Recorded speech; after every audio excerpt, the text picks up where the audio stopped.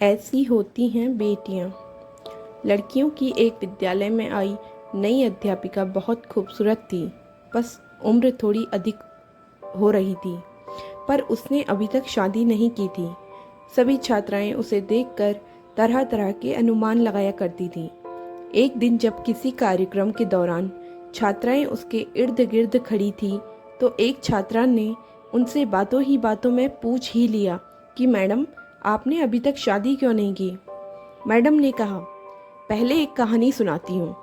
एक महिला को बेटे होने की लालच में 5 बेटियां ही होती रही।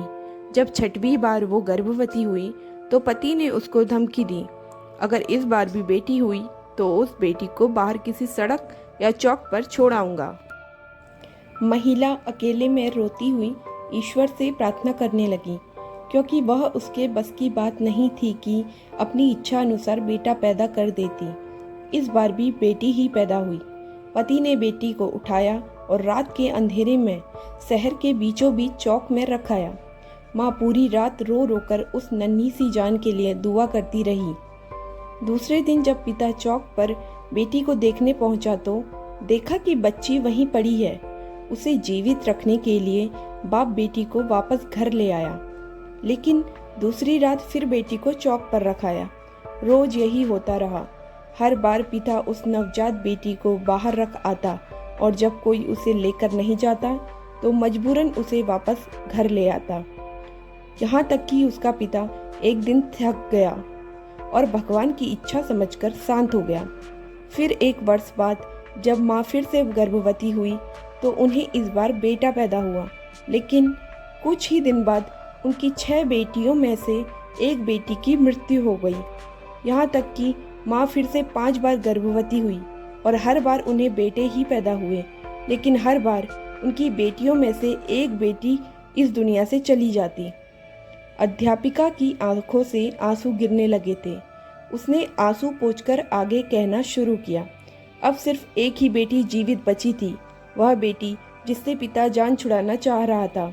एक दिन अचानक माँ भी इस दुनिया से चली गई। इधर 5 बेटे और एक बेटी अब धीरे धीरे बड़े होने लगे। मैडम ने फिर से कहा, पता है वह बेटी जो जीवित बची रही कौन थी? सभी छात्राएं एक दूसरे को देखने लगी। किसी को कुछ भी नहीं पता था। वो बच्ची मैं ही थी। मैंने अभी तक शादी इसलिए नहीं की है क्योंकि मेरे पिताजी अब इतने बूढ़े हो गए हैं कि अपने हाथ से खाना भी नहीं खा सकते, और घर में अब कोई और भी नहीं है जो उनकी सेवा कर सके। बस मैं ही उनकी सेवा और देखभाल करती हूँ। जिन बेटों के लिए पिताजी परेशान थे, वो 5 बेटे अपनी पत्नियों और बच्चों के साथ अलग रहते हैं।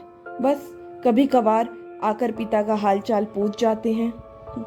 वह थोड़ा मुस्कुराई, फिर बोली, मेरे पिताजी अब हर दिन शर्मिंदगी के साथ रो रो कर मुझसे कहा करते हैं, मेरी प्यारी बेटी, जो कुछ मैंने बचपन में तेरे साथ किया उसके लिए मुझे माफ़ कर देना। दोस्तों, बेटी की बाप से मोहब्बत के बारे में एक प्यारा सा किस्सा यह भी है कि एक बेटा पिता के साथ खेल रहा था। बेटे का हौसला बढ़ाने के लिए पिता जानबूझकर हार रहा था। दूर बैठी बेटी बाप की हार बर्दाश्त न कर सकी और बाप के साथ लिपट कर रोते हुए बोली, पापा, आप मेरे साथ खेलिए ताकि मैं आपकी जीत के लिए हार सकूं। ऐसी होती हैं बेटियां।